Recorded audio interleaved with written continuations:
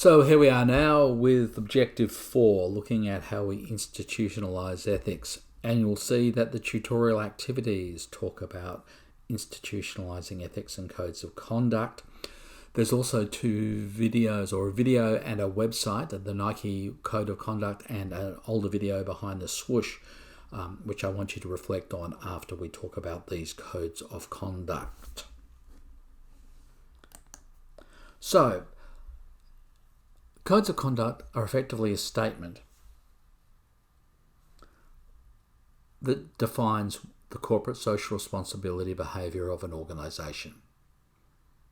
They arise because there are limits to what the law can achieve, and we've talked about those limits in the previous sections, particularly when we looked at the narrow view and the role of government and corporations. So it's important that companies reflect on both their implicit and their explicit codes of conduct and their corporate moral culture.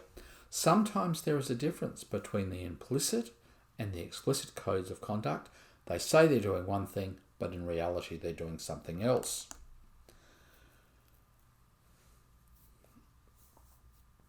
There is an assumption in both the broad and narrow view that economic performance is negatively impacted upon by corporate social responsibility, but there's lots of research that shows that if a firm behaves in a corporate social responsible manner, it is more likely to achieve ongoing sustainable competitive advantage and above average returns. It's likely to gain efficiencies. And part of that is because some unethical decisions, or many unethical decisions, are focused on short-term rewards that have long-term damaging implications.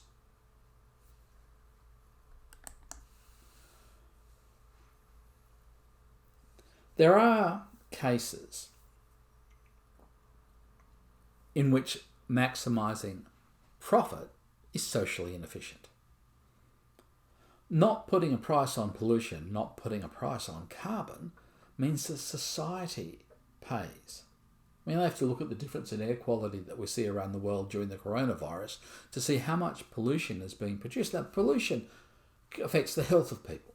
Pollution affects, therefore, their ability to perform as economic entities. So there's a direct relationship between health and pollution.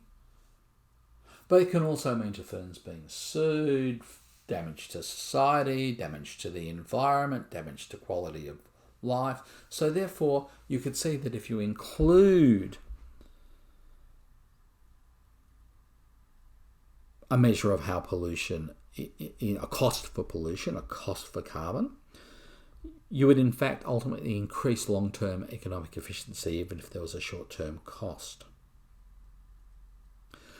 The second reason that maximising profit is socially inefficient is in relation to the knowledge gap between the seller and the buyer. The manufacturer of the product always knows more about the product than the person who intends to use it.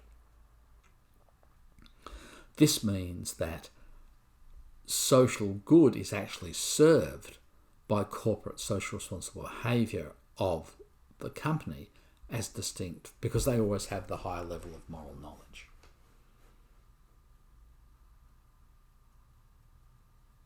Sorry, the higher level of product knowledge, I should say.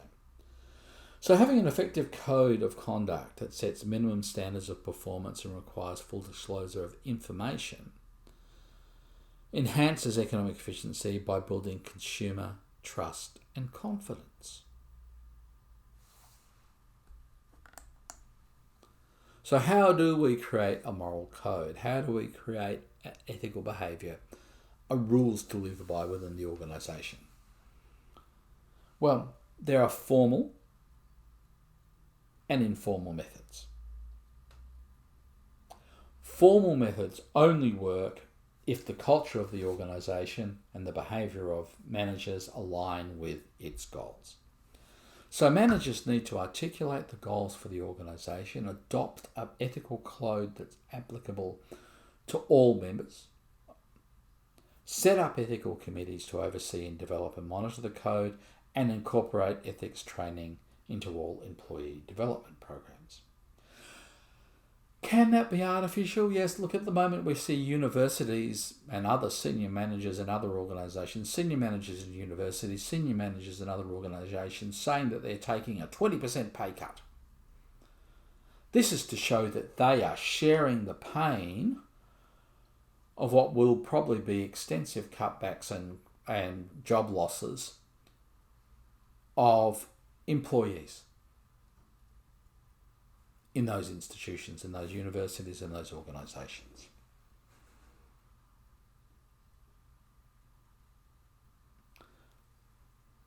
So you could take a cynical view of that behaviour, or you could see that as managers reflecting and articulating an ethical code. Now, for a code of conduct to be effective, it must, in fact, be realistic. For a code of conduct to be effective, it must be realistic. So what does that mean? There are some codes of conduct that are put in place by organisations up the supply chain, for example, retailers, large retail companies, that talk about the nature of the workforce that in its supply companies, the living standards. But in fact, there's no way for them to enforce those standards, and some of the requirements they have related to delivery timeframes or pricing may in fact work against those standards. It's an unrealistic code of conduct. It looks good on paper, but it's not achievable. And all organisations suffer from some level of resource constraints, so therefore organisations need to produce a code of conduct that reflects what they can actually do, as well as having maybe some type of strategic aspiration. One approach to codes of conduct is the stakeholder approach to the code of conduct. Stakeholder approach is beneficial whether the organisation is taking a narrow view or a broad view. But there are people who would argue that the narrow view of the corporation, in which you're only trying to benefit your shareholders, does not allow a broader view of broader stakeholder approach. But if we think that through, if you are being a good corporate citizen, and we've said that that can in fact lead you to having higher performance, sustainable competitive advantage and above average returns, you could quite easily see a way where the long-term as well as the short-term interests of stakeholders, of shareholders rather, is better served by a company that takes into account the needs of its stakeholders, its customers, its suppliers, the community it operates in, the environment, government, maybe unions. Because its operations extend beyond those, and it can actually reflect back into an economic view. So you don't necessarily have to take the broad view of corporate social responsibility to realise that a stakeholder approach could be beneficial in economic terms as well. And a stakeholder approach basically says that your business needs to consider people who are impacted upon or can impact on the interests of the organisation. Now, I said before that there are multiple models of the stakeholder view. The model of the stakeholder view that we are dealing with in this topic is a primary and secondary relationship model. There are other models of stakeholders in different units that you're doing that you'll address. I know I use a different one in strategy. I know there's a different one in introduction to management. But again, a model is just a simplification of reality. So in this primary, secondary stakeholder approach, the stakeholders that have a primary impact or are primarily impacted upon by the organisation are the employees, the local community, suppliers and customers, and shareholders. So these are the 5 stakeholders that have the most direct impact, the main primary impact on the behaviour by the behaviour, the corporate social responsible behaviour of the organisation. The secondary relationships are relations to government, legal bodies, which can include things like regulatory bodies, but also unions, safety committees, those type of things, and the environment. So when you are considering what to include in your corporate code of conduct, those are the things that need to be considered. The difference between primary and secondary can be the immediacy and the extent of the impact that they have upon your organisation. Okay, so what have we done in these these three sections, these four objectives that we've covered?